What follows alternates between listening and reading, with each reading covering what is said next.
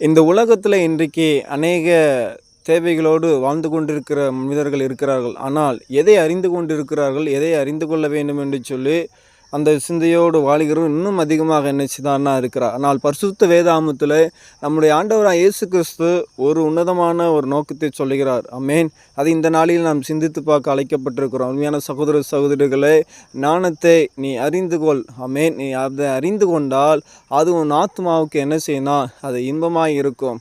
அதை நீ பெற்றுக்கொண்டால் அது முடிவிலை உனக்கு உதவும். அது மட்டுமல்ல, நம்பிக்கை வீண் போகாது என்று சொல்லியிருக்கிறார். ஆமென்.